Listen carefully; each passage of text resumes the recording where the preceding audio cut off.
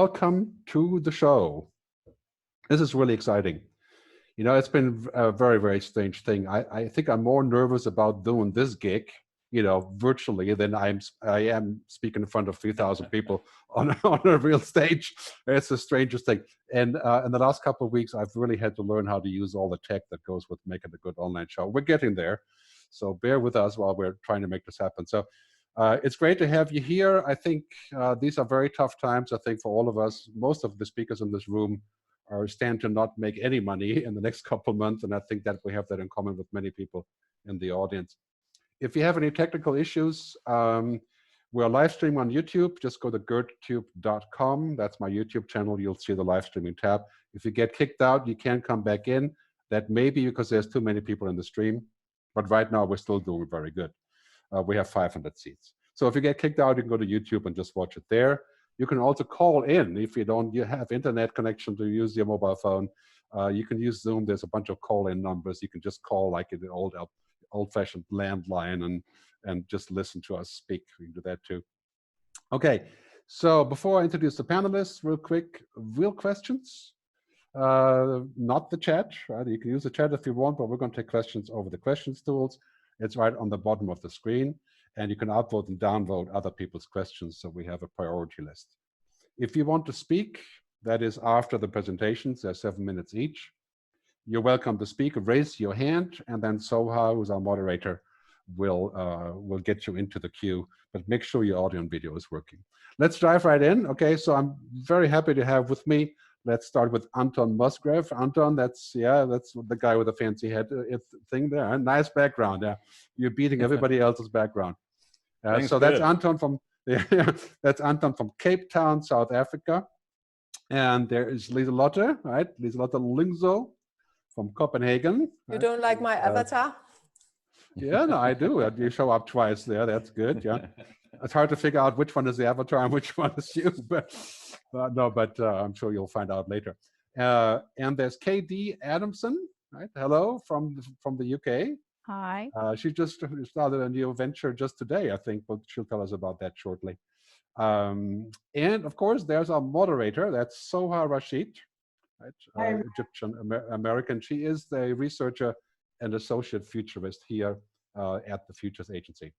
So again, the whole thing is on YouTube. It will be archived. You're going to get an email in an hour and a half about where to find the archive, the PDFs, and all that stuff. It's automated. If you go to my blog, futuristgerd.com, at 7:30 p.m., there'll be an automated update with all the slides you can download if we have slides, and with the audio and the video. So anything urgent right now, Soha? Do we have any urgent questions or any technical issues? Oh, we can't hear you, Soha. Are you there? You're muted. Okay. No, I think we can proceed, right? We have the poll. Oh, yes, very good. Yeah, see, I knew you were going to give me an important point that I was forgetting. I'm looking at my sticky notes back here, but, you know, don't do this, by the way. I am just kidding. Look at the camera. So let's do a poll just to find out where you guys are from. We currently have 300 people online, roughly. So I'm going to do a quick poll, and I'm going to launch it. The key question in this poll is, where are you from? Where are you based? You get to make one choice, of course. So please just kind of type in where you are. So I need to know how many Americans are in the room so I can talk good or bad about America and Europe and Switzerland. And yeah, we're going to have a good conversation, I think, on this. Right? Wow, from all over the place. That's pretty good. So USA, Canada. I don't know, can you see the results? I'm not sure. No, you can't see the results now. Only we can see the results. I see there. We'll share the results later, of course, on the post. You can see it there. Right now, we're seeing roughly 22% Americans, 51 Europeans, 8% from the UK, 5% from Africa, and then Brazil and rest of the world, 9%. Well, welcome everyone. This is a very international audience. So yeah, hang in there, no matter what your current status is. It's great to have you here. I'm going to end the poll and we're going to go into the first talk. Okay.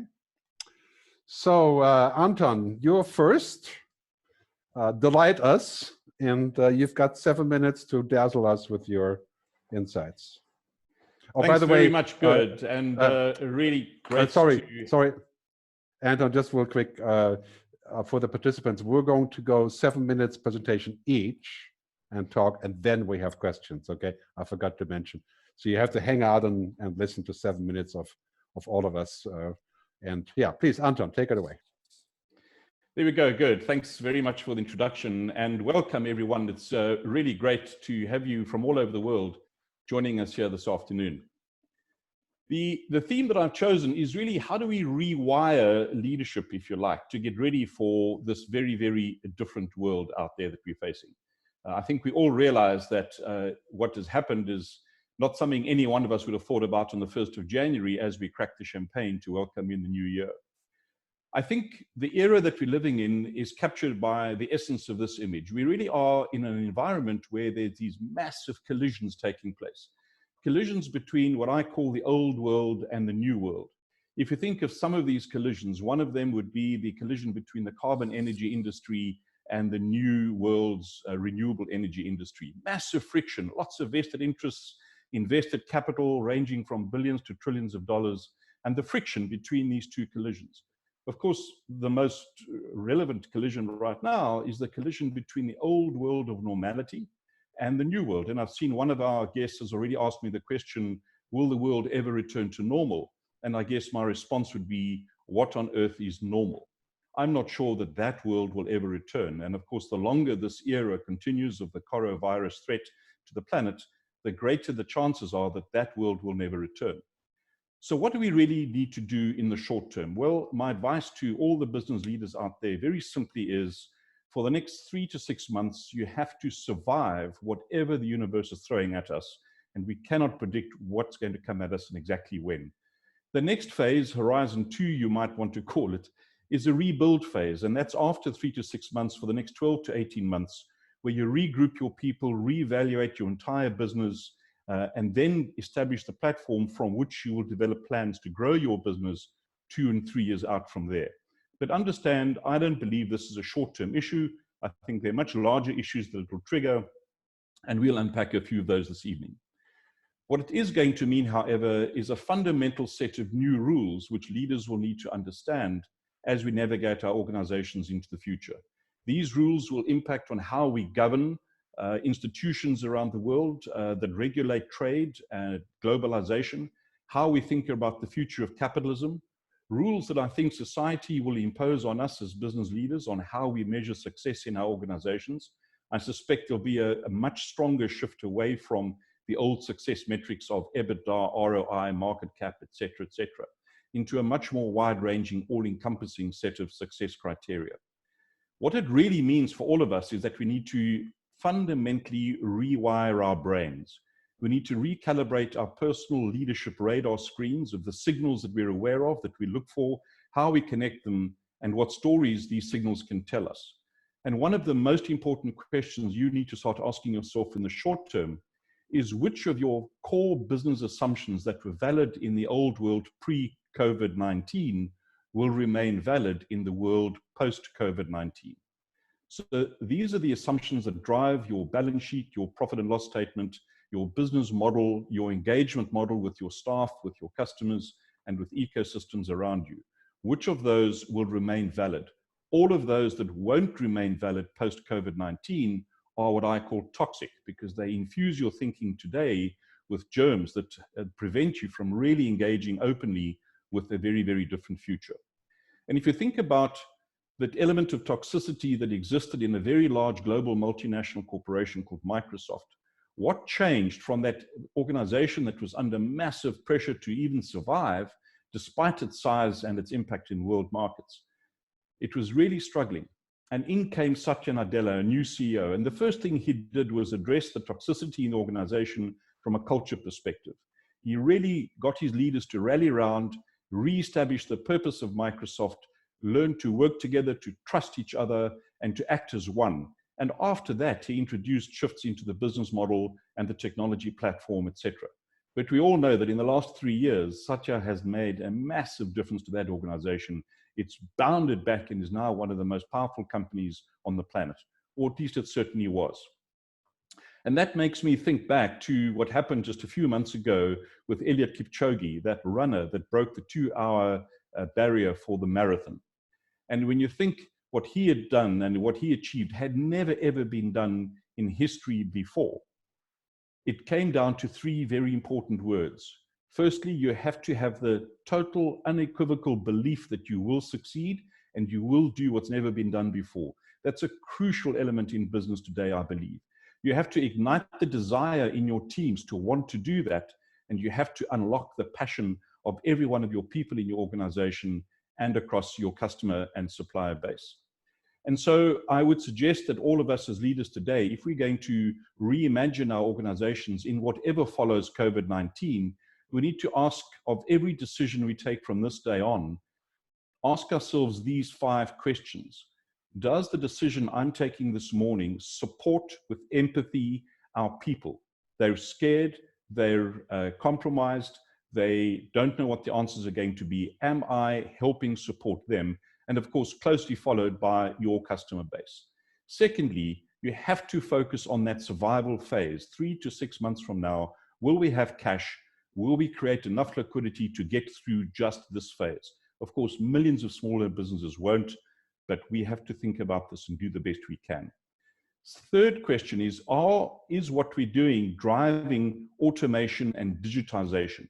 I think we will soon lose the word digital transformation because there's one way of doing business in the future, and that's connected virtually in real time with everyone in your entire ecosystem. And of course, coupled with that is the relevance of your people going forward. How do we reskill, retrain, and keep them relevant to deliver exciting value to our customers? Is the decision you're taking building strong, enduring, empathetic relationships that are robust and resilient? And finally, does the decision you're taking actually inspire people, give them energy to see through whatever the short-term COVID crisis is going to throw at us? You know, in the past, we used to look for experts that gave us answers to these sometimes very tough questions. The question is, in the future, there are no experts for the world that lies ahead. So how do we as leaders become creative, adaptive, problem explorers? I think now is not the time to look for rapid answers. I'm not sure the answers are that obvious. But let's start asking really, really important questions, and let's explore without blinkers a whole new, very exciting, but very different future. And it's really interesting when we talk about technology, and I'm sure we'll get into that later on in the session, we need to realize that artificial intelligence, machine learning, and all of these wonderful technology tools cannot do what humans are so utterly brilliant at. They cannot explore the unknown. The future of business, in my view, is at this point in time entirely unknown. It may be that many global corporations that we know today will survive and will be there, and for many, life will continue as it was before the announcement of what happened in Wuhan province. But I think for many, we realize that that future at this point in time is entirely unknown. Let's explore it with amazing human features of curiosity, of empathy, of collaboration, and of human support. Folks, that's it in 6.5 minutes. I hope that it's given you some ideas to think about, some questions to recalibrate your thinking about how you can remain relevant in a world that's changing profoundly beneath us every single day. Many thanks.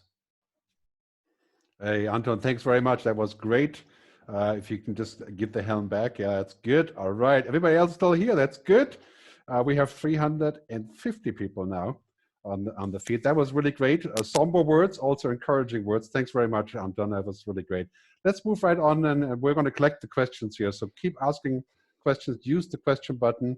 Yeah, the chat. Okay, I'll look at the chat if I can, but if you ask questions, it's better if you ask real questions in the question box. Okay, let's move to Katie Adamson from the UK. Katie, please take over the screen. Thank you. I hope you can all see that okay. Yep. Great. Well, I think what we probably need to start by acknowledging is, an unpleasant truth, which is that, we are probably already heading for a global recession. And in fact, it could even spill into a depression. Governments worldwide are going to come out the other side of this massively indebted. And in order to service that debt, they are going to be depending on growth. Now, if we look back to the Great Depression, the way that we addressed that need for growth was doubling down on consumerism. It was a citizen's duty to consume and consume as much as they possibly could. And I think there's a real danger now that without a serious plan, we're going to end up falling back on that, which of course, from a sustainability perspective, is going to be absolutely disastrous. As Anton mentioned, decarbonisation strategies are already at risk of creating vast areas of stranded assets. And I'm not sure the government's really had any plan for that pre-COVID-19. And I think their capacity to deal with it post-COVID-19 is necessarily reduced. Liquidity is going to be a serious concern. We've seen more and more financial institutions undertaking not to invest in unsustainable industries. But I think those decisions are going to come under real pressure in the coming months and years, and industries are going to be providing governments with really, really difficult choices that they're going to have to make. So I think we should be making a differentiation here between pure growth and actually progress. And from my perspective, I think this is the moment for a concerted move towards circular business transformations. I think it is a huge, probably multi-trillion-dollar business opportunity, and multinational organizations worldwide are actually quite advanced in their thinking and their planning around the circular economy. As I say, it's not just a good thing for sustainability, it's actually a really big economic opportunity as well. The other thing I would pick up is the digital bubble. I think the digital bubble is going to kind of burst a bit. I think that the first casualties are likely to be these digital transformation programs. I don't know if you've noticed that last year the narrative from the McKinseys and the BCGs went from "you all must have a digital transformation program" to "why aren't your digital transformation programs working?" And I think the truth is that an awful lot of CEOs have invested heavily in corporate accelerators and innovation departments, etc. And in my experience, a lot of boards have been getting quite nervous that these are not focused enough, these investments. They're struggling to really justify, a return and a value. And I think that those investments are likely to contract quite sharply. And actually that brings in an interesting area around innovation and startups and all these other things. We've already seen seed funding in the US to startups really falling just in the first quarter of this year. I think that's going to accelerate. But also, if you look at the entrepreneurs, the consultants, the startups, they've been disproportionately hit so far by COVID. And I think, this is something we haven't explored yet, because an awful lot of people who in the past may have said, I've got a great idea, I'm going to form a startup. In the face of this terrible disruption, and bear in mind that large businesses, have been talking about uncertainty and disruption for a long time. But I think this is the first time it's really filtered down to very small businesses and individuals. And I think we may well see a lot of these people say, you know what, I quite fancy a nice, comfy, secure job, some indoor work with no heavy lifting, and some security for a few years. And I think that speaks again to what Anton was mentioning, the fact that over the next decade, we're going to start looking at different metrics around business, the emergence of what I call the economy. We've already heard about some of this, in the run up to COVID, but I think that's going to become more important. The way that people have dealt with their employees during this crisis, is going to define the relationships they have going forward. It's what I call the move from zero-sum game, to hero-sum game. Another thing I would pick up is bigger data, but not just bigger data, actually a reframing of how we look at data, because COVID has been a masterclass in the importance of data, whether it's been testing and modeling of the disease or logistics, and it's all been focused around protecting people. So I think that's really interesting, because most of the time we encounter data because it's trying to sell us something. Tim Cook of Apple a couple of years ago talked about the data industrial complex. Actually, that's not quite correct. It's a marketing industrial complex, and it's extremely efficient. And I think what we're increasingly realizing in this pandemic is that the kind of systems and expertise that are being used to sell us something are actually incredibly important, and we should be using them really as part of our societal infrastructure. And as a result, I think that the collaborations that government has been forced to make with public, private, and other entities could form the basis of new, what I call collaborative regulatory ecosystems, using things like federation and blockchain, which can redefine the way that societies use and benefit from data. The other thing I would pick up is resilience. We give globalization a big kicking, but actually it's not always globalization that's caused the problem, it's rationalization. Rationalization aimed at growth, and digital has been a major part of that. Digital has reduced intermediaries, it's created global efficiencies, but it's also reduced resilience in a lot of cases. It's created concentration of dependence. And with what I believe is the, upcoming internet bifurcation that I think is inevitable, you know, this is really important because it's highlighted, COVID has highlighted systemic issues. We have systemic risk. And I think for businesses, resilience is going to be a really, really important thing going forward. And then finally, I would say not singularity, but liminality. You know, in my view, I think for too long, the future has been very narrowly framed in terms of exponential technological progress. And that has really disempowered a vast majority of people and, in fact, a lot of businesses. And I think COVID should be a reset on that, because the 2020s as a decade, it's not going to be the singularity, despite what Ray Kurzweil would like us all to believe. That isn't going to happen in 2029. What we're really facing is the beginning of a liminal period, a liminality, an in-between space where we've dismantled an awful lot of the old stuff, but we haven't actually defined what's going to take its place. It's really important, this critical period, because the linear consumer economy, it was a great startup. It's not going to scale.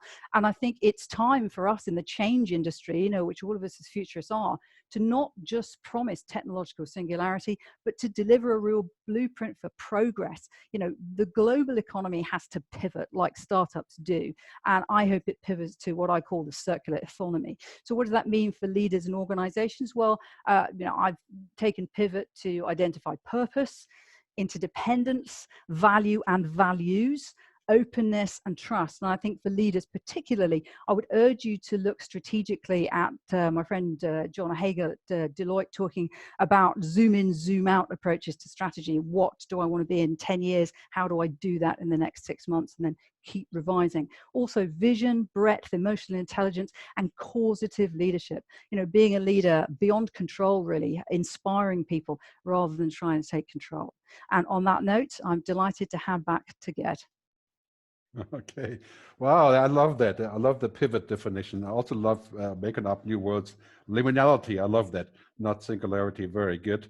So it's really great. That was pretty amazing. By the way, I forgot to mention in the beginning, you know, we are all members of the TheFuturesAgency, which is a virtual outfit that is doing keynote speaking and future advice around the world. But we all have our own different places to where we do this. We'll talk more later about how we do this. And we have lots of questions queued up. So I'm going to go into my own presentation. So this is what I like doing best, right? Just kidding. Showing you my fancy slides. So here we are. Okay, let me share my screen on this. Okay. All right, here we are. Okay. So I call this the Great Transformation. Right? I mean, I've thought about this a lot the last couple of days about what we call this, the Corona crisis, the whatever crisis, the Great Depression, again, take two. I call this the Great Transformation. And I think we're going into a world to where most of the things that we've thought about in the past are no longer true, right? They can be toxic, like Anton said, very well put, right? And I just launched a new website today called postcoronafuture.com. You can read more about this. It's just a part of my blog, but it's, you know, this is kind of the theme, right? If you look at this graph, this is from Heather McGowan, who I follow on the internet. Just saw this yesterday, and we converted it quickly into something that we want to see. So it's basically, if you're looking at this, you know, you could see that the Corona thing is an accelerant, right? It's changing the rate that we're going to change pretty much everything. And many of these things are painful, but they're probably still good, right? I mean, basically here, looking at this scenario and saying, okay, we're going to see a total shift in consciousness in the way that we think about things. Right? And I think this will redefine us, and it will redefine work. You know, I'm focusing on work in my little session here, but first, part number one, it's becoming normal to work from home, right? We will just have to learn how to do that. And that has been in my cards for a long time, but I haven't really gotten good at it. But now we are. The gig economy will explode. We're going to be doing things all over the place in virtual places. We need to have entirely new social structures to support the gig economy and to take away the expectation. Lifelong learning, right? Constant studying, that's what we're doing now. We're constantly studying, doing new things. Everything is online. I mean, that takes a different mindset, right? A shift in consciousness. And cities will change as a result because, you know, we don't have to go anymore. And we can still go and meet. That's going to come back, I hope, right? But really quite simple is that this shift is humongous, and it's going to mean failure to adapt means failure to exist. Right here on the left on the screen, you see what I used to do is speak in front of people in real places, real people, and now I'm on the right here with my headset, not wearing the corona mask in this instant. But I think this is an old saying from an economist: failure to adapt means failure to exist. I do feel very strong about that. I think we have to figure out how we're going to adapt and what can we deliver as value to our clients and customers. I also feel certain about this. You know, machines are going to become intelligent, parentheses, but not like humans. It is the human-only stuff that's our future. Right? And there's so many of those things. Now, machines don't feel, machines don't have intuition, they can't project the future. AI certainly didn't help us in the process of predicting this misery that we're in right now. It didn't predict Trump, it didn't help with the Brexit and so on. But machines will start doing the routine work. So our destination is this, right? We're going to go from doing just a little bit of the routine work to doing almost none of the routine work because machines will do it. Very important here, not everything that looks like a routine is a routine, and not every routine should be given to machines. Right? But clearly this is where we're going. If you're looking at this graph from The Economist about 5 years ago, I think, right? So already quite clear, non-cognitive, non-routine cognitive work is exploding, and of course, non-routine manual work, carpenters, dancers, priests, you know, that sort of thing. And futurist, I hope, right? Cognitive work. So this is really where human values become invaluable. I use this graph to show this interplay between, you know, what I think is what I call the androrhythms, the human things, and the algorithms. Right? These are things that machines can't do. And I think that's going to be where our future is of work, especially now. You know, we're going to go in a world where being human is a very, very important thing, more than ever before, right? The more technology we use, the more we can and must become human and learn the human-only skills. And that's going to have great impact on education, training and learning. And all of that, of course, is now being transported in the online environment anyway. Right? And how do you learn how to be emotionally intelligent, right? On the internet? That's doubtful, right? Big discussion what's going to happen there.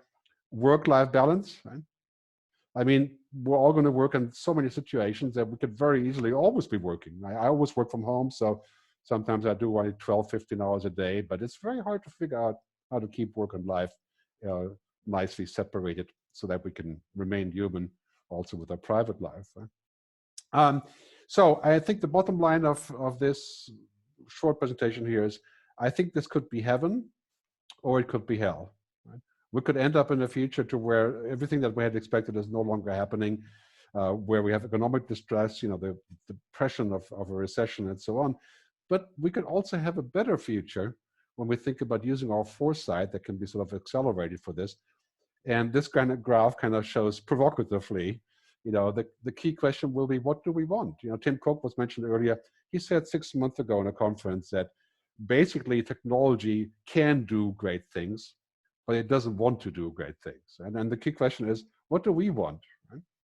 So this, you know, are we talking about extreme capitalism? Are we talking about humanism like we have in Europe? Are we talking about technology, AI, data, surveillance? Right? I realize this is sort of, you know, just a black or white scenario. And, you know, will Europe take the lead? It seems to me like Europe is kind of taking the lead on this global debate now. And I would love to see what Americans are saying this. But I think we may as well see a new renaissance in the US. Right now, it looks very dark, right? It looks like the epicenter of bad is going to happen in America. But is there a new renaissance? That depends on so many factors, and we can debate quite some time. I think, you know, looking at this animation, right, clearly, you know, the carbon tax that's coming right after this discussion about how we're going to get out of this crisis is really quite clear. We're going to go into a future where carbon tax is an everyday thing, but some people are predicting 100 million new jobs, right, in this dramatic shift to sustainable ecosystems. That's where the new jobs will come from. We have to fund them. We will also see similar boost of jobs in the biosciences and healthcare and public media and services. And we have to decide what the funding is, just like right now we have to decide what do we fund to change. So I want to end on this slide that shows this is our future, right? As Anton and also Katie was saying, we have to collaborate, we have to adapt, we have to reinvent, we have to question our assumptions. Because I really think that the future is better than we think. I know that's a really kind of a strange thing to say right now because it looks all like really, really difficult, right? But I think we're at a point to where we can say, okay, is there light at the end of the tunnel? Read my post on this on the postcoronafuture.com. You can now see the post I posted on this yesterday. So sticking with our paradigm of not overdoing the presentations, I am going back, right? And going into the last round here. Thanks for enduring me on this. And now Lieselotte Lingsø from Copenhagen, please take over. I will take over the stage. Welcome to this session, and I'm speaking from 2 weeks lockdown in Denmark, where all the schools have been closed. And I think I need to speak from a people's perspective. Now we heard the business, the government perspective, but how much is the corona crisis actually changing us as people?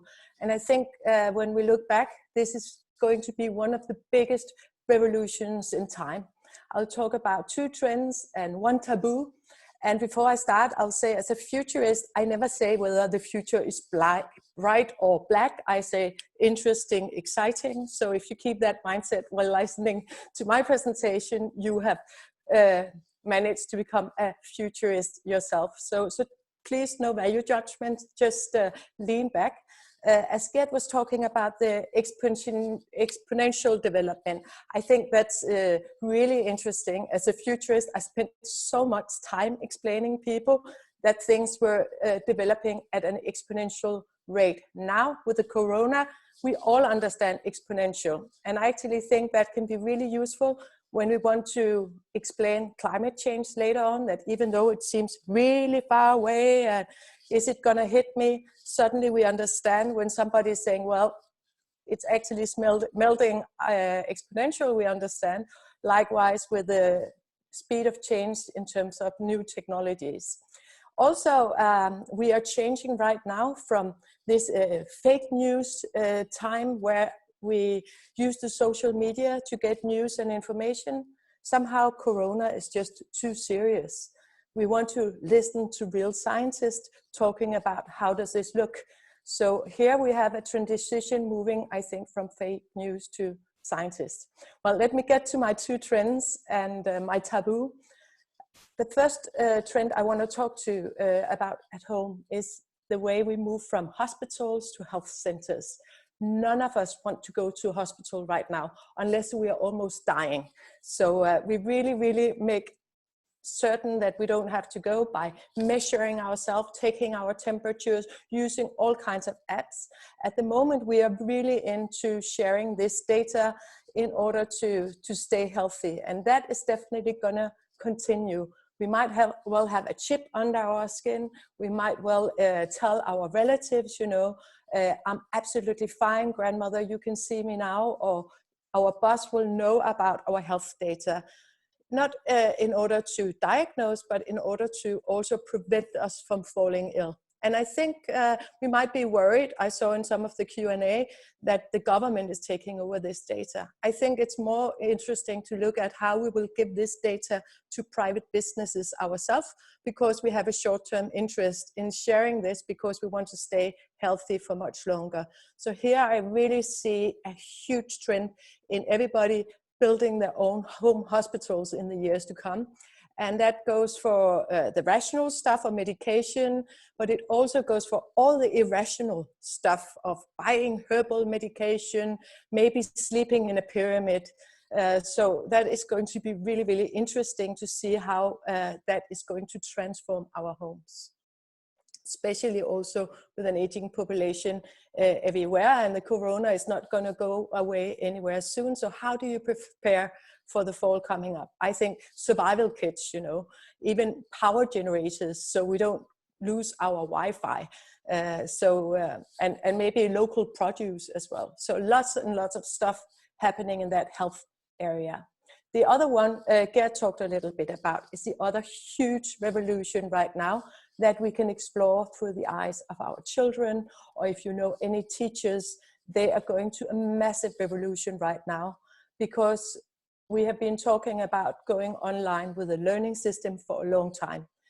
I think already in the 50s, they found out that the forgetting curve is huge. After 14 days, you have forgotten 95% of a 1-hour lecture. So it's much more interesting to make micro-learning, adaptive learning, individualized learning. Adaptive learning means that it knows exactly how much I know and when I'm starting to forget, and then when moving me to the next level.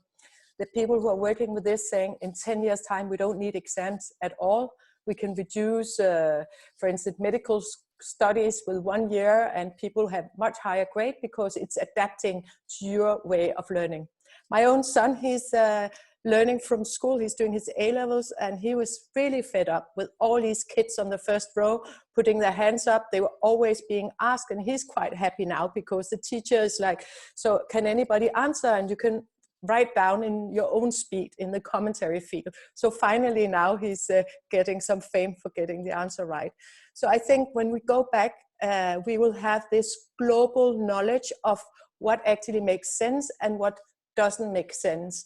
And it's not going to go back because now the teachers have had their hands dirty, and it will transform them forever. So we are done discussing, should we have screen time with our kids? Should the kids bring screens to school or not? We're starting to have a much more sophisticated discussion on what should actually go on while we use them.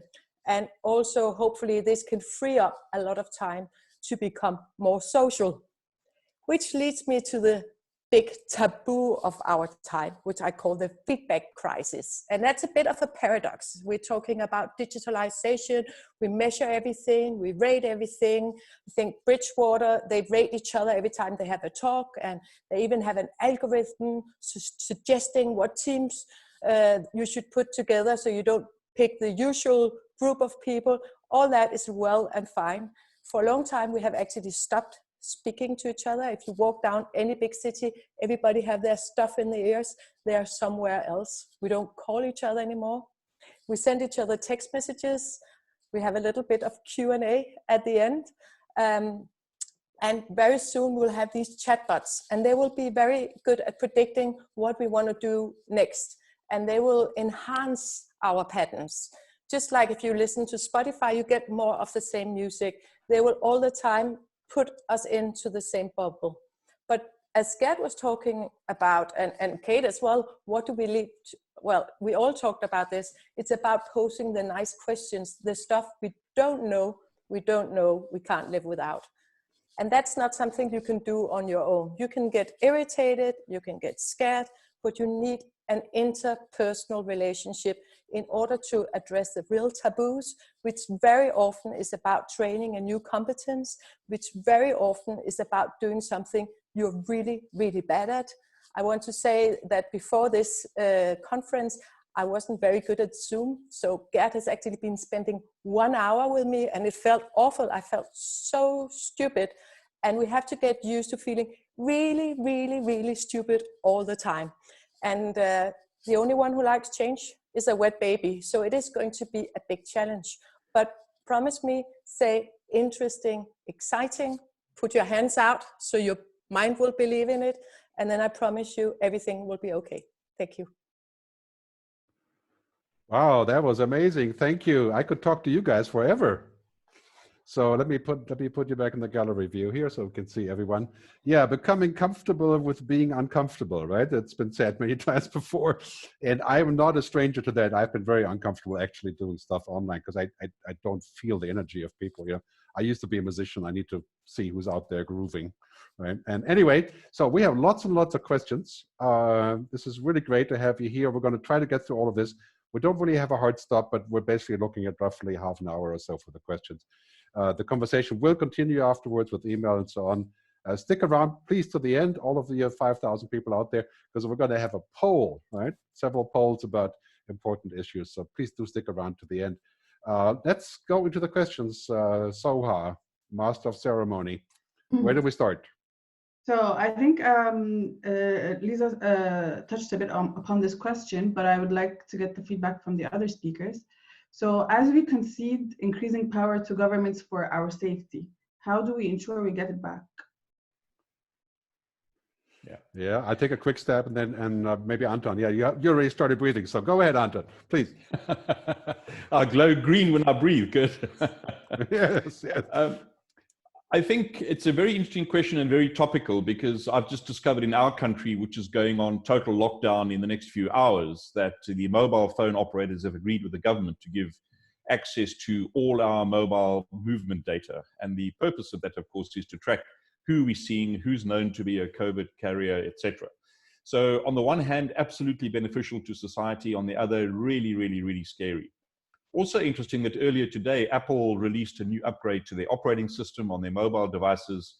And it's a major shift towards giving control of cookies and all of these things that follow you around to the actual user. I think in the future that society will claim its privacy back from governments. I mean, certainly in Western democratic constructs where we can exercise a voice and we can start a movement, I think society will become much more involved in determining who controls the end data. So yeah, I'm also very sorry. I'm sorry to break in. It's the microphone just switching on and off here. But I'm also very concerned about this. You know, this Corona thing may end up being the biggest excuse for surveillance that we've ever seen. Yeah. And this is happening in every country except for maybe here in Switzerland or maybe in Denmark, I suppose, right? No, it's happening in Denmark too. We're Yeah. using the phones to track different areas. I think we haven't seen enough yet. Very soon we will have mind reading. So if you think about something, Gerd, I will have it in my own computer. So I never think about much, so I'm safe there. I don't think very much. But you know, I think this is a huge concern. Maybe Katie can also comment on this. But yeah, I think this is really big.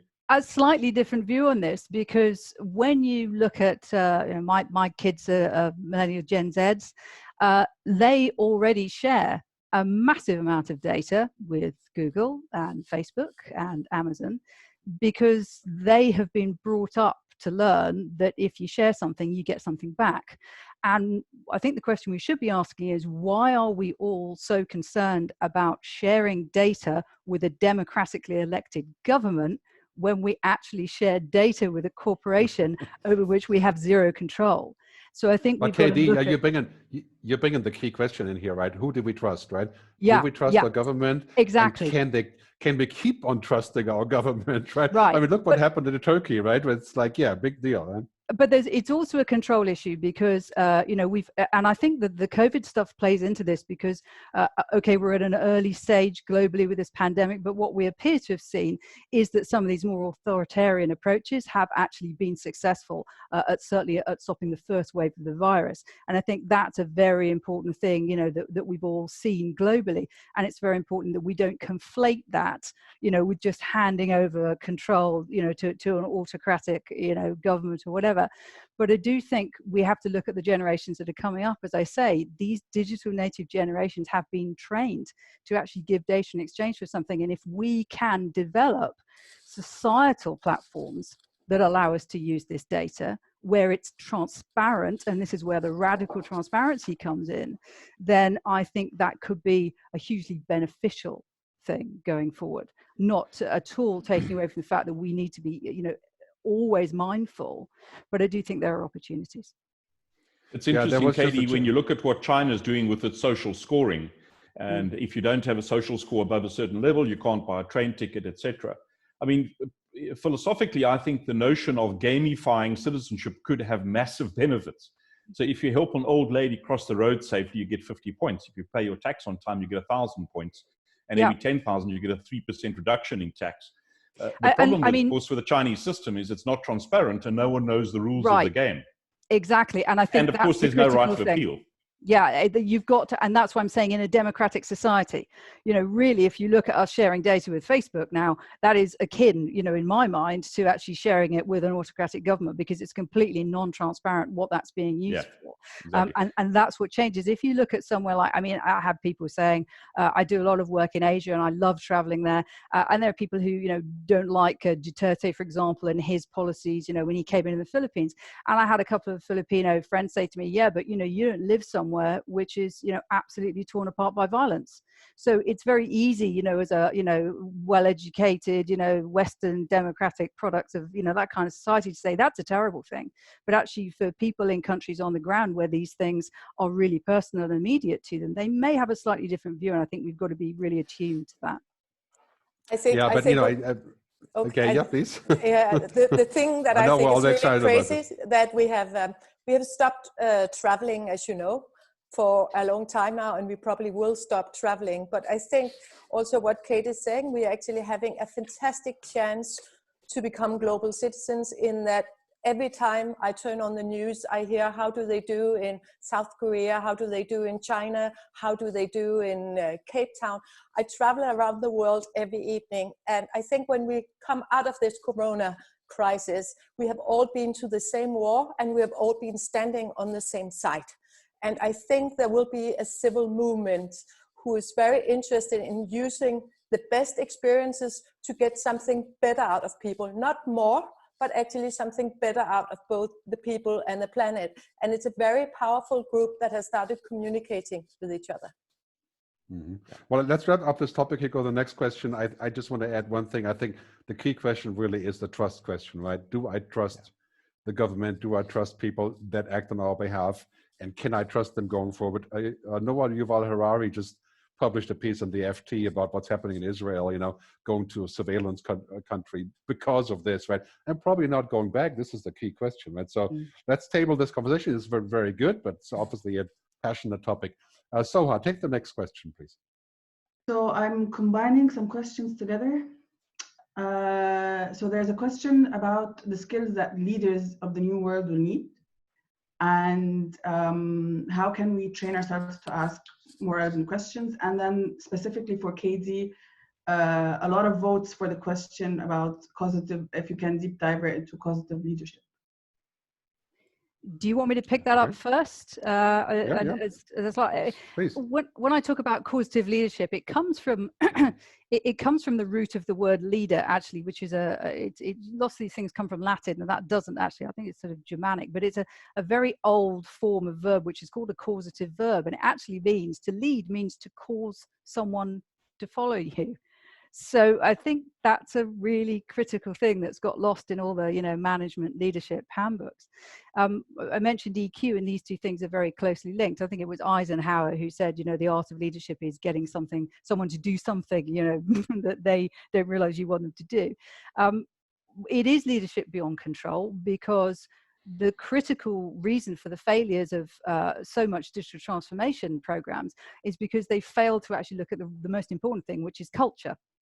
And culture really is very closely related to leadership. So I think you need far more autonomous workplaces, and that takes a very different kind of leadership style to enable those, because it means that instead of hierarchy, you have to be ready to, you know, be part of agile organizations, self-organizing teams, actually organizing to solve problems. And that really is giving people the autonomy to go and do that. So when I say causative leadership, that's what I'm talking about. I'm talking about creating an environment with people, and that is a cultural thing that causes them to actually almost, you know, lead themselves. And I think it's not completely unrelated to traditional attitudes to leadership, but I think when you actually delve down into the word itself and you find it is, you know, it is a causative thing in itself. I think that encapsulates it quite well. So that's really what I mean by that. Great. Anybody else? There's an amazing story by the late Professor Samantra Ghoshal, who talks about the context that leaders create within their organizations. And he said organizations have a smell. They either smell like, he came from Calcutta, so he used that as the example. And he said, imagine Calcutta in summer at 36 degrees Celsius and 110% humidity. And no matter how much you want to go and run, you just cannot. It makes you lazy. Whereas if you go for a walk in the forest of Fontainebleau on a Sunday morning, you're exhausted from a tough week, and all you want to do is go for a gentle stroll. He says the context in the forest means you can't stroll. You have to run, skip, hop, and jump. And organizations either smell like Calcutta or Fontainebleau, I guess. And it's the context that leaders create through the leadership role models they set, their actual behaviors, their empathy, their clarity of purpose, and getting people to rally around that. And all of these create the kind of organizations where people just want to stand up in the morning and do more than is expected because they love what they're doing, and what they're trying to do actually has a relevant meaning in life, which they can align with. Absolutely. Totally agree with that. Yeah. Yeah, so on my point, yeah, let me just I think we are going very much from headhunting to team hunting. I think one of the big flaws is that we do not get enough feedback, especially as managers. I know that now they're getting really clever apps to help them, and purpose can only take you so far, but the world is getting extremely complex. And there it's so important to also being able to relate and employ other people than yourself. And that takes a very specific emotional muscle to handle. And I think that can be dealt with by employing, for instance, leaders in groups of 2. Otherwise, we are very likely to see the same thing as usual. Yeah, I was going to say, I think we're seeing a shift from this idea of IQ, knowing stuff, having knowledge, knowing logic and all these things, to EQ. That's been discussed for a long time. And that's also going to change in our universities. In the future, machines will have IQ. They can look up stuff very quickly, but to have EQ, it's quite difficult for a machine, right? To have foresight, intuition, emotions, understanding, storytelling. Yeah, so I think this is where our intelligence is vastly superior and will last for quite some time, maybe 50 years or so, until machines can possibly fake that, right? But we have to shift our skills over to this area. We have to teach our kids how to be humans, to be a mensch, as you would say. Gerd, right? I would say that we're seeing a decoupling, actually. We're seeing a decoupling of intelligence from consciousness.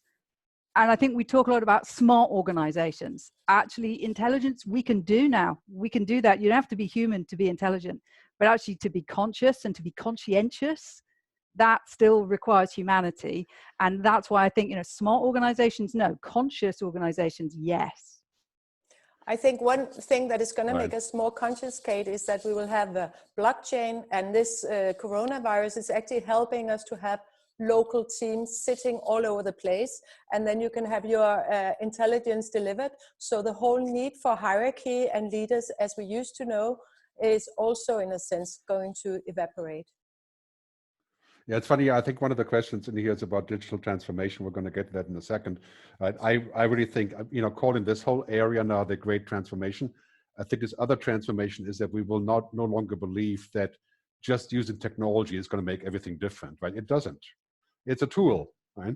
You can have a hammer and I can go on the street and kill somebody with a hammer, or I can build a house, right? It's not the fault of the hammer. And this is what AI does, for example, right? I can kill people with AI. I can build a house with AI. These are just tools, but we have to transform to look into this in a whole different way than we have in the last 10 years, which is, how to make more money, create more profit, have more growth, right? This is over, right? This idea of this obsession with growth, that's where it's a dead end street, right? Yeah. Good. I want to just answer the second part of that question, which was about how do we ask better questions? And it's really interesting when you look at some of the work that Elon Musk has done across must be 7 different industries now.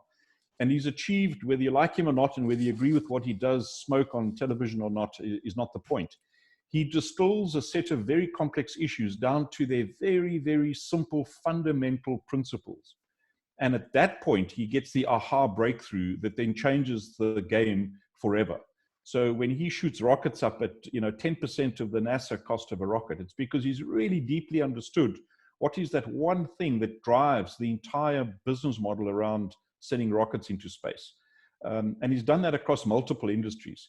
He strips away the noise that we call business, but it's actually just busyness.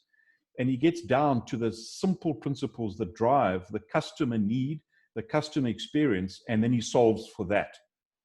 Strip away the complexity, strip away the nonsense. At the end of the day, business is about someone with a need, someone with an ability to supply that need. They meet, they agree a price. That is the moment of business. It's that simple. We've built this massive set of processes and standard operating procedures that just make it way too complex. And we think that's what leadership is about, is managing all that nonsense. Well, it's not. And of course, this may be one of the things that puts America back into the spotlight, right? What I call the new renaissance. It's this idea of saying, well, this is what the culture is in America, right? Is to strip the stuff, get down the boss and reinvent. very hard for us to do in Europe, right? Because we're always thinking about all kinds of other things, right? And I think this is the challenge. This is the hope I see for America. I lived there 17 years, you know, this utter reinvention, because now is the time to do so, this pioneering spirit. Let's have hope, you know. Go to the next question, please. Soha. Okay, there are lots of questions about digital transformation. And okay, there's one specific for you, how digital transformation programs are not working. I think Katie answered that. What do you consider being the root cause for this lack of successful transformation? But this was for Gerd. Would you like to give a comment on that? Well, just real quick. I think, you know, I think Peter Drucker said once, maybe somebody was riffing off Peter Drucker, a culture eats technology for breakfast. Right? I think he actually said culture eats strategy for breakfast, right? But I would say culture eats technology for breakfast. This is the #1 reason why companies aren't transforming, because the culture doesn't support it. Yeah, they get a fancy software, they get a fancy futurist or whoever to come and speak about this, but there's no culture of transformation. Right? People aren't helping each other transforming. They're not allowed to ask questions. You know, I can't tell you how many projects I've done with clients where we go in and we talk about transforming into the future, understanding the future, but it turns out that the very basic level of communication and how you actually work together to create new things is already forbidden in the company, right? It's like, reminds me, 7 years ago, I did a session for a big media company that says, how do we use social media to sell our content, right? Turns out I went there and I talked to people. Turns out social media was forbidden. It was locked out on their entire system, right? Nobody could actually get to it, right? And this is the kind of question that I get this a lot. Like, you know, people think of transformation as being technology, but it's not, right? It's in our minds. It's a future-ready mindset, as I call it. Good. I think another reason is that often digital transformation is about paving the car path. In other words, let's take an existing set of procedures and digitize them or automate them. And again, we don't stop and reflect and ask the question, what are we actually trying to achieve? What actually needs to be done, and what's the end destination? And then we start from that point. Yeah, the question I said earlier, right? What do we want to be, right? What do we want our future to be? What is our preferred future? Because I think, you know, it's really funny to see, I think in 20 years, we can probably be anything, right? We can extend our life forever. We can go to other planets, right? This is all, what do we want, right? Do we want to be human? Do we want to be superhuman? Do we want to be God, right? I mean, I think it's all going to be possible, right? We can change our bodies. We can do all these things. The question is, what do we want? And I think we have to get on the same page. And now in this great transformation, the Corona crisis, this is the key question, right? What do we want when we reboot, right? And how we're going to get there, and how is government going to help us get there if they do help us? And this is the existential question that we have to ask now. What do we actually want from this? The real problem is, of course, we've always said the future should be a matter of choice and not chance. But the problem is, to make the big post-COVID-19 choices is you need strong leadership. And where in the world is a huge leader emerging to guide the world across maybe the biggest question of the century, maybe forever even? And that's what gives me sleepless nights, is that where are those global, either political or business leaders that are brave and strong and robust and able to have this huge conversation with conviction, passion, and empathy? You know, I'd like to pick that up because I think that's an incredibly important point. We're talking about the need for ecosystems and collaboration, and yet we still have this need for a leader.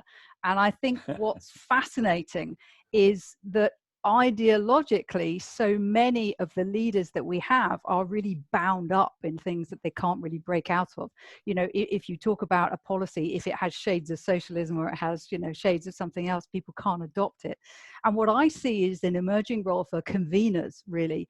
And I was quite interested at Davos this year to see the British Prince of Wales, Prince Charles, who for decades has been a huge environmental campaigner, you know, and is actually, you know, a completely neutral guy, if you can be neutral as the British royal family, but you know what I mean. He doesn't come from a political party, etc.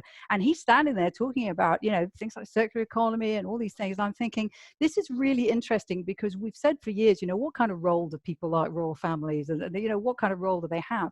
But what they do have is incredible influence, and they can play convening roles. And I think actually it's going to be interesting to see where conveners appear. And I also think business has a bigger part to play than we think, because it always used to be that if you want to change the world, you went into politics. Actually, people who want to change the world now are going into business and technology businesses. And the kind of ethical standards we are holding businesses to, we're not holding politicians to anymore. So think if we look at ecosystems, collaboration, conveners, maybe we don't need big political leaders. Maybe we just need a consensus globally with some of those conveners that can start moving us to the right place and bring politicians in. I think we are seeing this big change in politics as well. When we grew up, you know, it was waiting for Bruce Willis or Arnold Schwarzenegger. We sat there passively watching our TV screen, waiting for the hero to turn up and save the day. And that's just not what it works like anymore. We have a generation of gamers who are used to collaborate, who are used to contribute. As you said, Kate, we have influencers. So I think the power is going to emerge in many places. I just looked at the Q&A, and I understand that a lot of you are also sitting in some really inconvenient and unfortunate places around the world. And I understand you will be worried for a civil war. And I think it's important also to look at the taboos. Right now, everybody's on a high. We want to solve this. We have the humanity. And I'm really proud to say that the world seemed to, as at large, to move in the same direction. But I think looking a few weeks in, we could definitely see some big clashes emerging, especially once the economic hits the fan. Then hopefully we have other values than just money, and hopefully we'll have the caring part, even though we have now been in a long period of time where we haven't been able to talk to each other, we haven't been able to hug each other, and body language says a lot. So when you walk down the street and you have 2 meters of different distance, people don't talk to each other anymore either. So we are in a very special situation. So I think it's, I love the fact that Gerd is actually making some future scenarios, because I think this is really where scenarios come into place. Yeah, I think right now it tends to look a little bit dark sometimes. Like, if you're looking at the US, for example, right now, which is very likely to be the absolute global epicenter of this crisis for several reasons. Then I think this is a time for us to talk, to collaborate, to work together, to prevent the worst cases, to help each other to figure out what the next step is, to assist your neighbors, to make sure that we build a new way of communicating, right? This is the transformation that I think we all have in common. And this is not going to be easy. I think all of us, I face a year without revenue, right? Basically, right? Oh. And that's, yeah. So please, somebody. I'm just kidding. Join the club. Why should you be different? Right. So now we really have to think about this. Which way it's going, and I think do we have a raised hand or something like that? We can probably get somebody from the audience to come in. Let's take one question. In the meantime, if you want to actually speak, use your audio, use your video. Oh, we have a hand, but you better be speaking well and not calling us from the bus somewhere.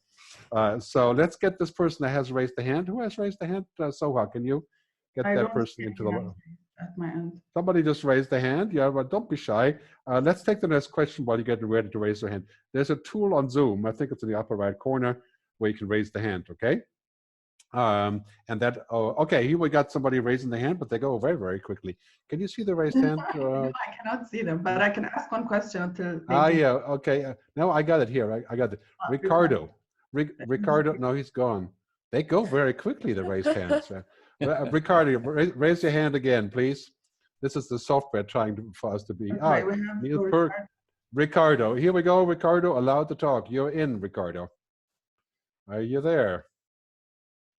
Yeah. Ricardo, are you there? You're live. I will unmute you. Are you there? Okay, Ricardo, you can go live and then you can talk. In the meantime, we'll take a question. But okay. I think there's Ricardo? Talking permitted. Okay. Now is go. Okay. Yes. Oh, you're there. Okay. Hey. Okay. Well, my wish is that pandemic will help us to become humans, more humans, like we are talking about. Well, my question is, the virus shows us that is vital to make a stronger connection between technology and humanity. That's one of your main subjects. Okay, mainly Gerd speaks a lot about it. But it seems that no governments or companies or people are prepared and focused on this need, mainly because this challenge asks a world dialogue without borders or unilateral interests. Well, you, Gerd and Harari, for example, are optimistic about the future. And I ask you if there's a path to join all these protagonists in the same meeting to face this big problem. That's the question.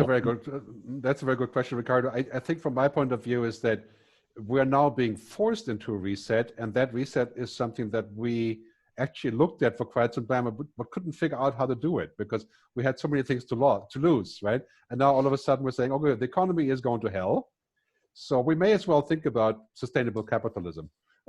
We may as well, like, you know, when things really hit the when the shit hits the fan, then we're thinking about, okay, can we drop this and think about something new? And this is kind of the moment right now where we're saying, okay, maybe this is something we can figure out how to implement climate change measures now, because now we have already this kind of reset in place, right? So it's basically, I think we're getting closer than ever to this kind of concept. Then without this reset, we would have always to talk about, you know, how will we get ready and can we risk it and so on. But now the cards on the table, right? They're being remixed. So yeah, this is why I have hope for this. You know, call me an optimist, I probably am. But thanks, Ricardo. Let's move on to a question, okay? Thank you. Okay, thank you for go ahead. Thank you for calling in. Okay, so there have been many questions about the future of the travel industry post-corona, and I will combine with that hospitality. And I know that's a topic of your concern, Gerd. So you guys take it first, yeah? So I remember doing a strategy for an international airline, gosh, it must have been 12 years ago, and asked the question, you know, what business are you actually in? Oh, and we about passengers and flying and airports. And I said, actually not. The only business you're in is taking me to meet with some colleagues to discuss a business issue. And I said, if that's your business, why aren't you building the kind of Zoom businesses back 10 or 12 years ago? And they thought I'd lost my marbles. They just didn't understand it. So, you know, will travel as the way we know it return? I think it's not going to return anywhere near the same level of volume or scale as before. I think there will be new businesses that connect business people, that connect families maybe in virtual ways that are today. I mean, Zoom, this is version 1. Imagine version 13.3 5 years from now with 5G connectivity, real-time data flows, zero latency, and all of those wonderful things. I think is going to be an absolute explosion of new ways of giving people an experience of a place or a meeting that doesn't require us to, you know, launch 300 people in a lead pencil in the sky for 13 hours. Okay, I think travel is definitely coming back. I think because if you call somebody, your happiness curve go like this, and I'm quite sure watching this, you don't get the same emotional reactions as watching any of us on stage or amongst a real live audience. Likewise, if you hug your child, you know, the happiness goes all the way to the ceiling. If you write a text message full of funny videos, it's a flatliner. So travel in the future is about 5-dimensional. It's about the food is getting more important to us. What is actually inside will be much more conscientious. We're not just going for a weekend. We go deeper into the travel experience. We might use 2 months preparing to go, understanding the culture, understanding what layers we want to reveal. We want to not just go for inspiration. We want to go for transformation. We wanted to do something to ourselves. So that could be learning a new skill and really getting under the skin of people. And I think that curiosity has really been arising during this corona. And of course, the travel industry has to be a part of the solution, not a part of the problem.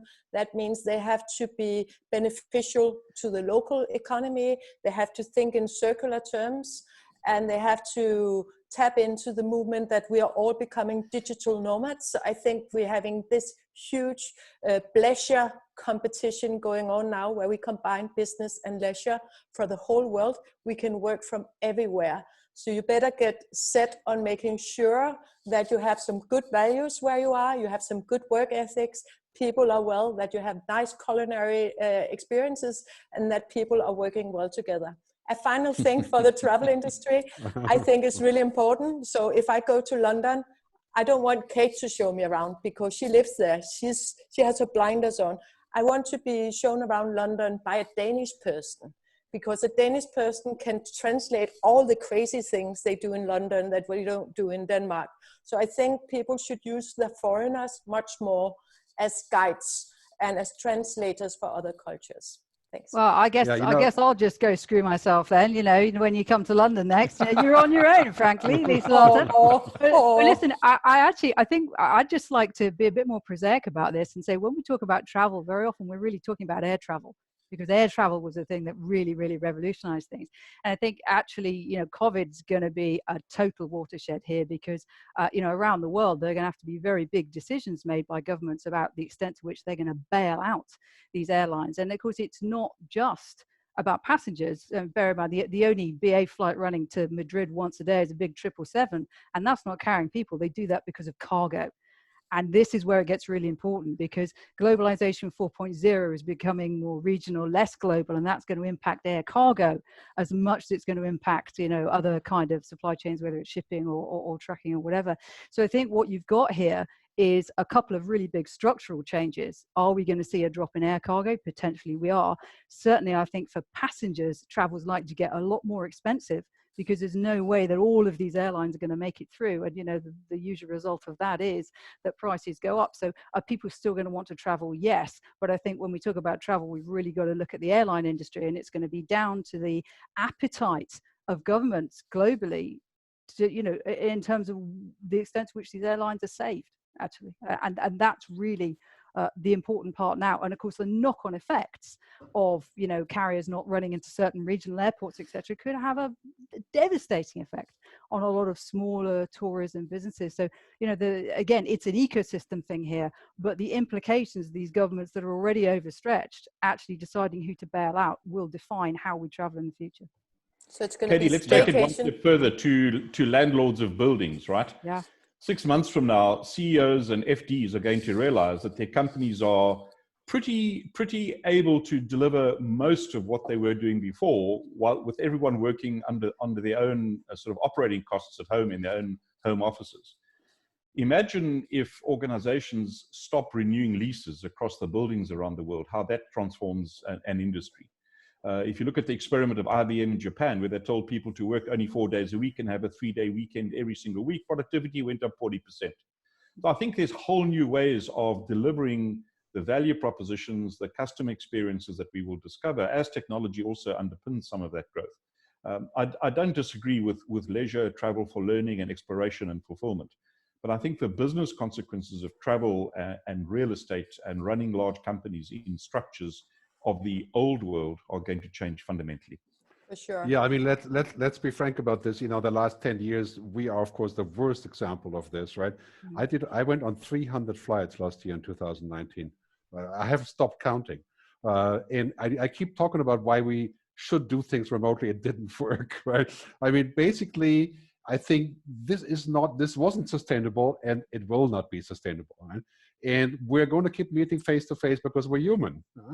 And this is just like, you know, you can date an app or an avatar on the internet, or you can have a real date, or you can use Tinder or whatever, but it's not the same thing, right? And so I think this is really important to realize. We're going to keep going. We probably will take a lot less airplanes. Like in Europe, we're going to take the train, right? Because the train is now boosted by all this, the whole debate, right? And it's quite clear airlines are in deep, deep, deep trouble, because they were in trouble before, just didn't realize, you know, how much we had pushed this kind of crazy flying, you know, going to Beijing for a day, or people from Manchester going to Malaga for an evening because it was $2 on Ryanair, you know, to go. So basically what's happening here is really quite clear. We're going to travel a lot less with the airplane, and this is only now part of it because, of course, now they will go defunct. But in the future, we're going to see carbon tax, right? Mandatory carbon tax for every flight you take, right? The average value of a ticket when you fly is $300. If we pay 10% of that as mandatory carbon tax, right, we could do a lot of stuff with that money, right? And that's coming. So I'll be the worst one to suffer from this. And then we're looking at stuff like cruise ships, right? They're toast. They're not coming back. What about I mean, all this, epidemics? Epidemics could also be a driving force for stopping us to travel, because basically we are afraid of getting, finally we have cleaned up our country, so we don't want people to travel across borders. But we do have driverless cars, we do have Elon Musk working on hyperloops, we do have a lot of people who want to create smart cities that are working on circular basis and with sustainable energy. So I think it's in human nature to be in the flow, in the movement. I don't think it's in the human nature to stifle at home. No, I totally agree. I think there's lots of new technology that's going to make this possible. The interesting thing is now that we're doing this, we're saying, okay, that wasn't so bad. It wasn't like being with Anton in the same room having a beer or something, but we got to do something different, and it's also very good. And we're going to adapt and say, you know what? Why do I have to go now? Once we can fly again, in 50 years, no, just kidding. Let's say next year, once we can fly again, we're going to say, you know what? That was quite good. Let's just do that, right? I mean, we're going to change paradigm. And this will be very difficult, especially for airlines and airports. I look at airports and I say, okay, what if I can go to the Zürich airport? I can go into a holographic room. I pay $100 to Swiss Air, and I'm going to show up in Cape Town in real time. Right? I still can't drink beer and smoke a cigar. Okay, that's kind of a problem, but I'm still going to be there, right? And that's coming. I tell you, in a few years, every airport will have a holographic transportation room where I pay a ticket.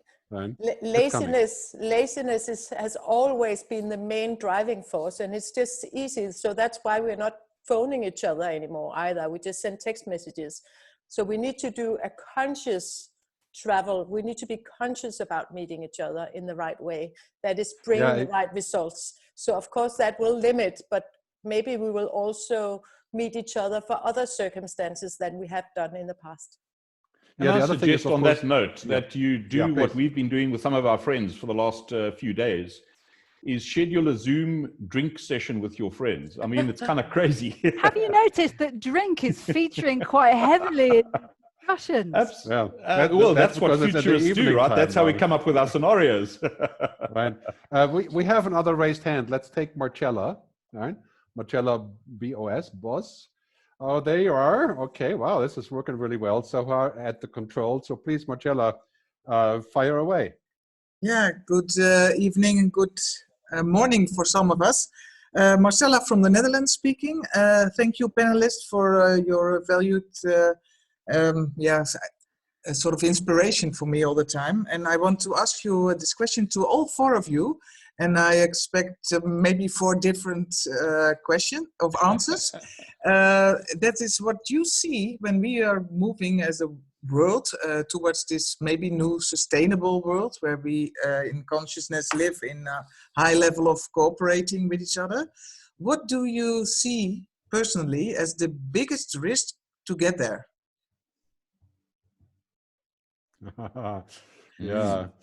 Yeah, great answer. I think the principle of capitalism is the biggest risk, right? We've gotten so used to saying, the purpose of what we do is to get ahead, to grow profit, to get richer, and and this has been the paradigm all over the world pretty much. And now we're saying, the biggest paradigm is to be more human, to exist, to enjoy our lives, to collaborate, to see other humans, and that's really becoming a big deal now. We have to go to what Al Gore called sustainable capitalism, right? Because it wasn't sustainable until now, and now we're realizing that it has crashed, right? And now we're thinking, okay, how do we get to sustainable capitalism? And there, the biggest hurdle for us is to come on the same page and say, let's have a different stock market. Let's have a stock market that values companies by people, planet, purpose, and prosperity, right? And that's how you get judged. That's how your bonus is paid. Have you created purpose? Have you created prosperity? Have you created planet benefit, right? Have you done the quadruple bottom line? That's how you get paid as the CEO in the future. When we switch to that and we go away from the stock market being, generating more profits for Aramco, then I think we can get to a future. So rethinking what the stock market is, and how we can rewrite capitalism, that to me is the biggest challenge. For me, it's a lack of vision. We're always double scared of what we're going to lose compared to what we're going to get. And a lot of the stuff that we are talking about, we can't really see right now. We've been so used for all solutions to come from technology.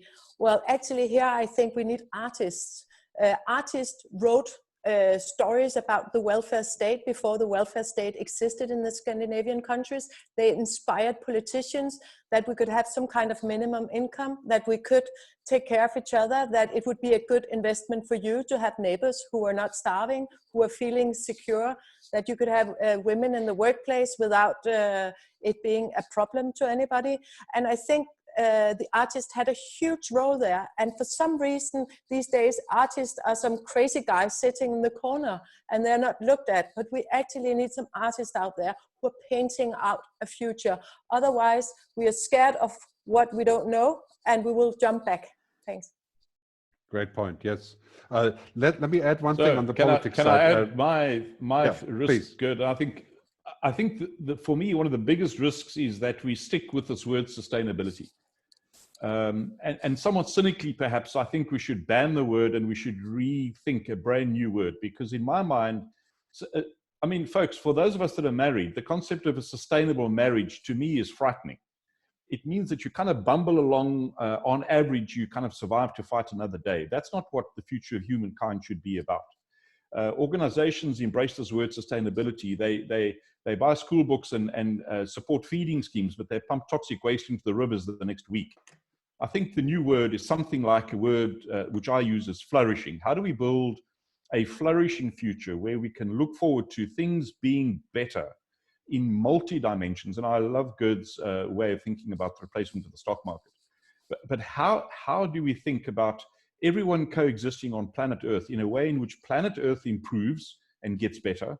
Humans are more fulfilled, more human, more real, etc.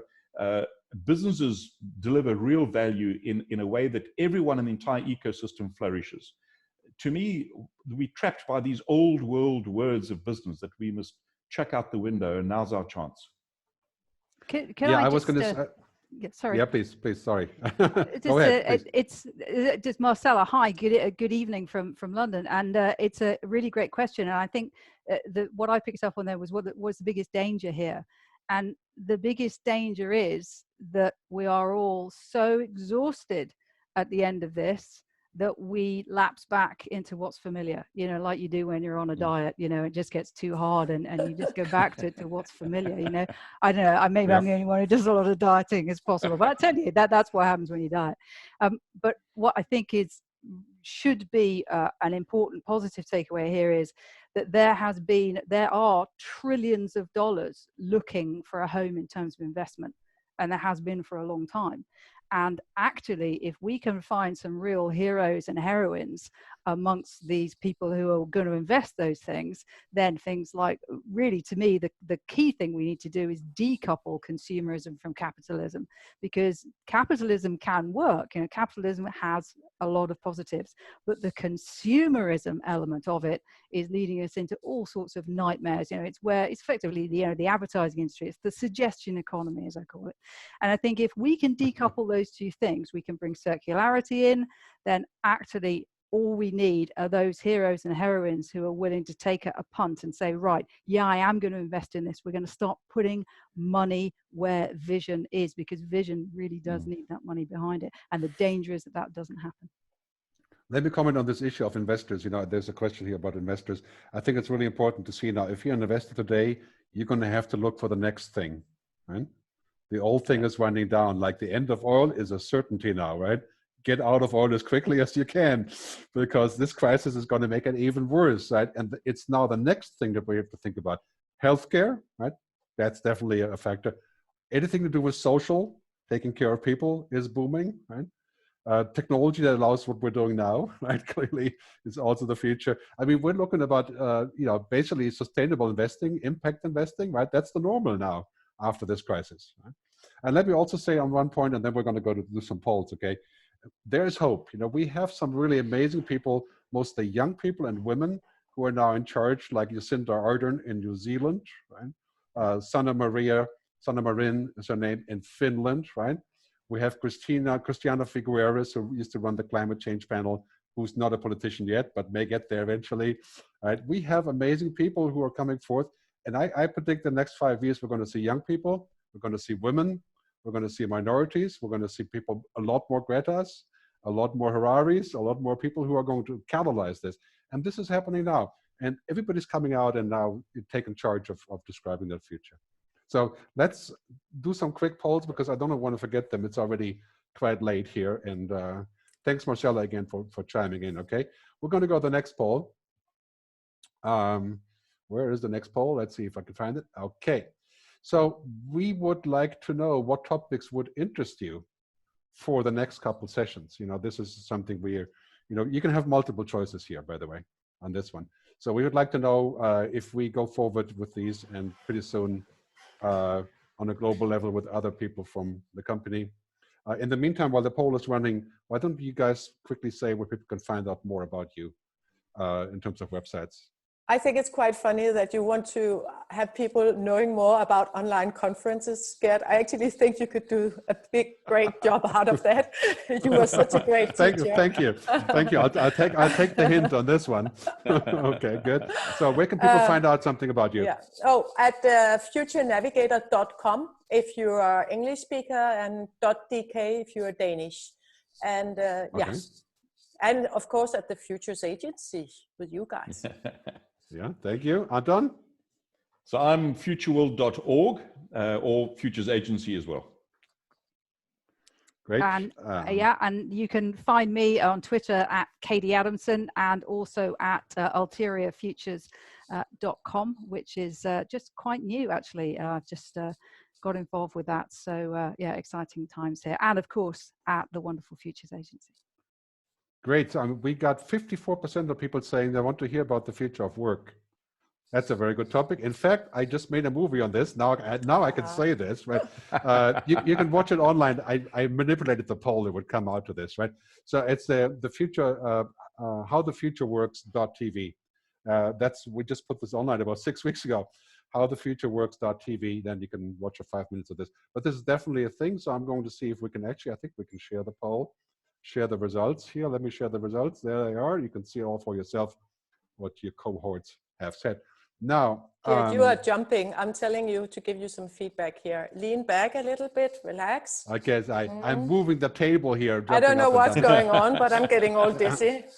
Yeah, no, this is the table. It's not Okay. me at the table, right? It's because he's getting way too close, Lieselotte. I'm just saying. There's no earthquake or anything, okay? I want to do one more important thing. I found somebody else do on the next poll. Okay, we're going to unmute everybody in a second. Okay, and you get to have what we call a special crowd burst. Okay, and the crowd burst is you can say yes or no. We're going to do 2 of those. Okay, and we're going to measure how many yeses or no's by the amount of action there, right? So here's the question, right?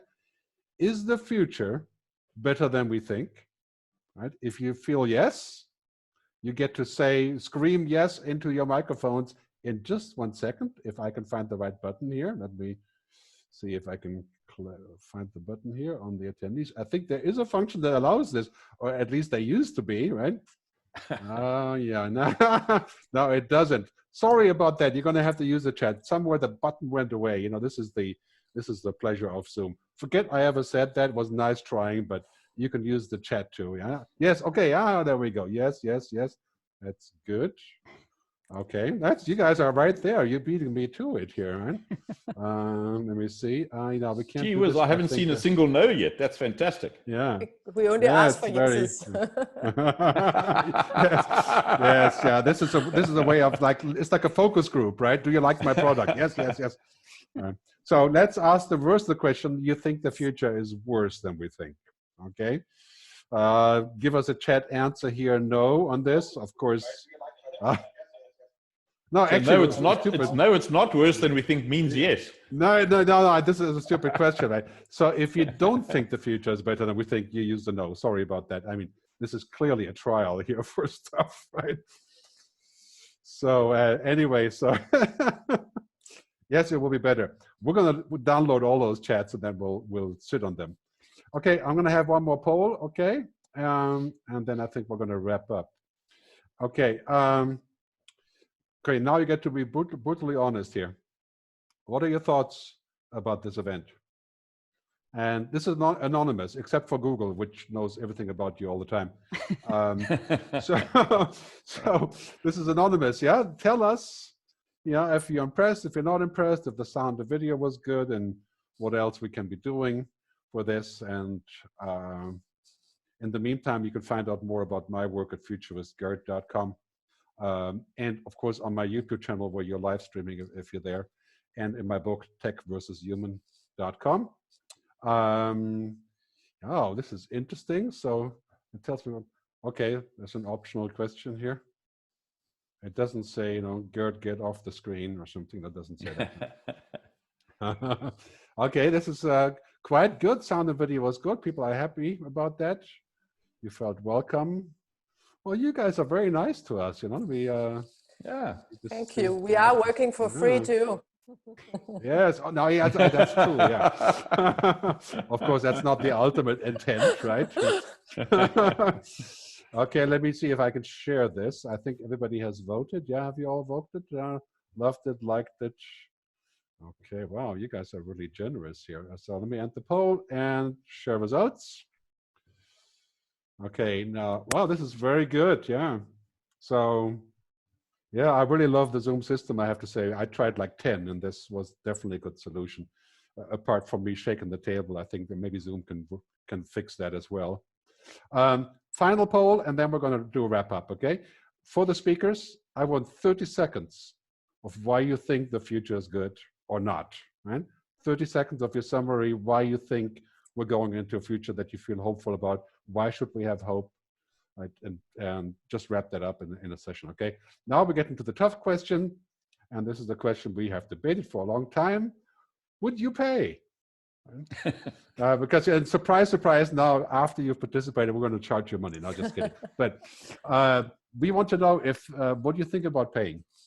And we've been contemplating this for a long time. You know, there's 50 people now, members of the Futures Agency, and we don't usually go directly to the consumers, right? We work with agencies and companies, and so we're wondering how this could work in the future.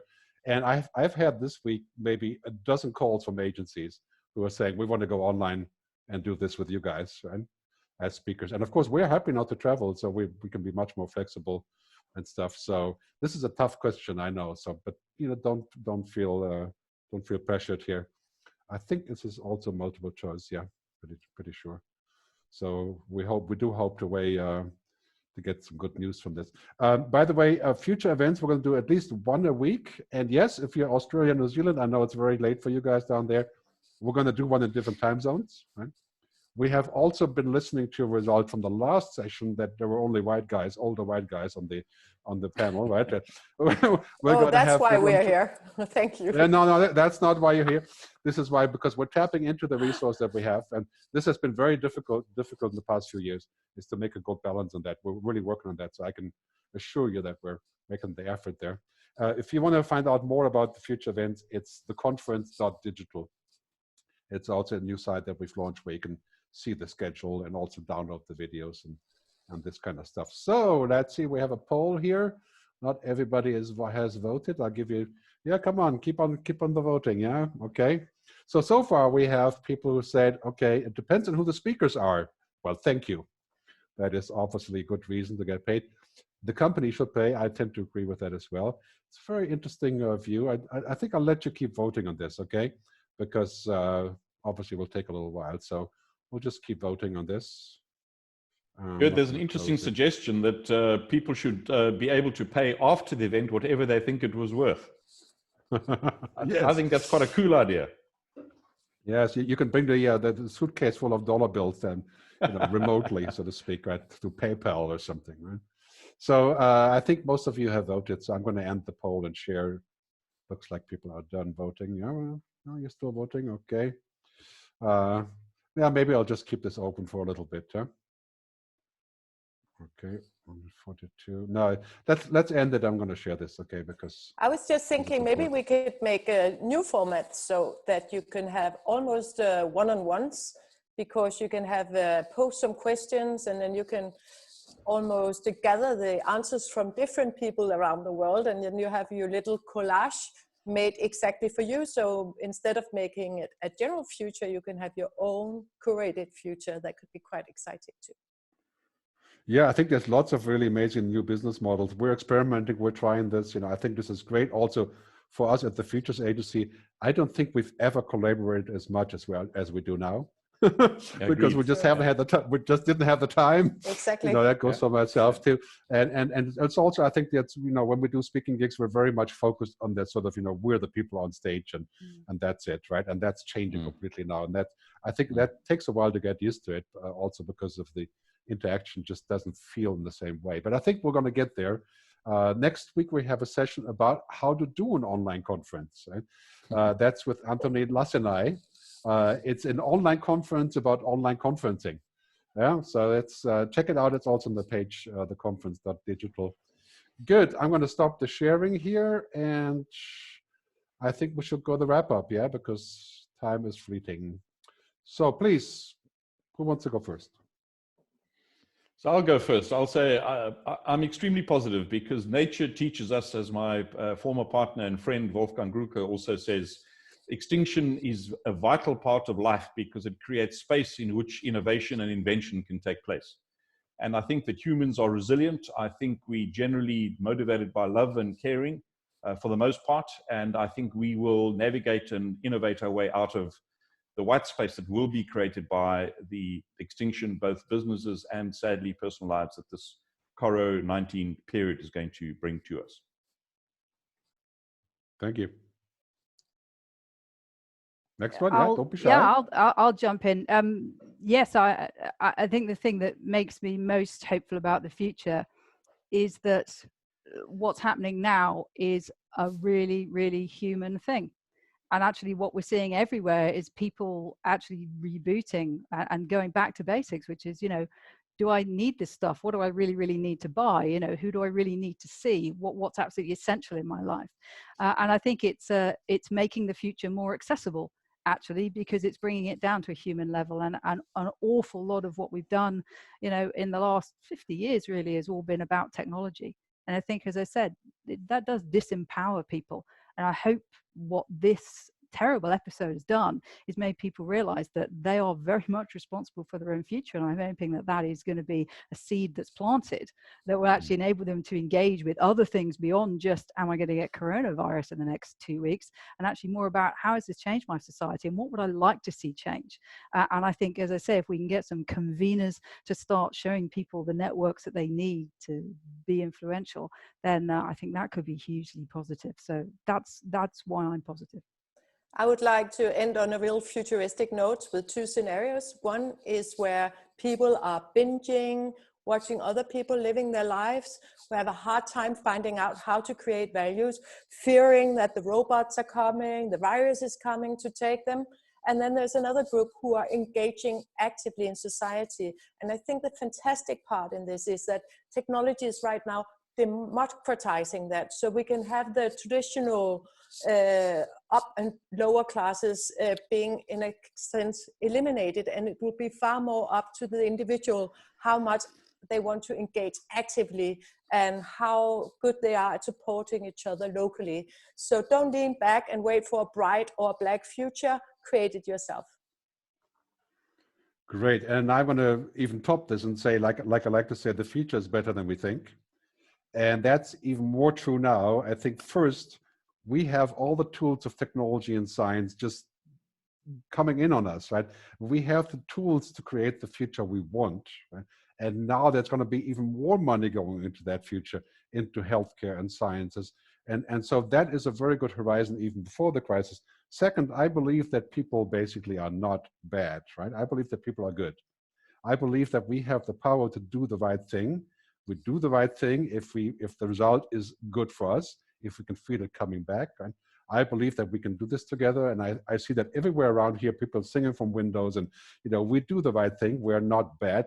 And third, I think government And democracy around the world is completely changing because of this event. I see people coming forward like Jacinda and others who will make such a vast difference. Everybody's going to try to copy them. And I think populists and people that have done nothing, right, they're going to fall by the wayside, as I said in my article, because they've proven to be utterly useless. And then we're going to have new people. So I have great hope on this. I think this is a time of huge change. As I said, the great transformation. And anybody else care to comment? Otherwise, I think we should probably wrap it up here. So thanks very much for being part of this. It's been a real pleasure, despite all the minor setbacks on technology and stuff. Thanks to the panelists. Thanks to all of the visitors and attendees and the hand raisers and the chatters. We're going to publish everything in about 5 minutes. You're going to get an email. Actually, about 45 minutes, yeah. You're going to get an email with a summary of this event. In the meantime, I'm going to put this live on futuristgerd.com. Just look at the blog, and then you see all the slides and the audio and the video and the whole thing, okay? Do stay connected to conference.digital and sign up for the next one, spread the word, and yeah, don't give up. Well, thank you. Thank you. Ciao, everybody. Bye. Bye, everybody. Thank you.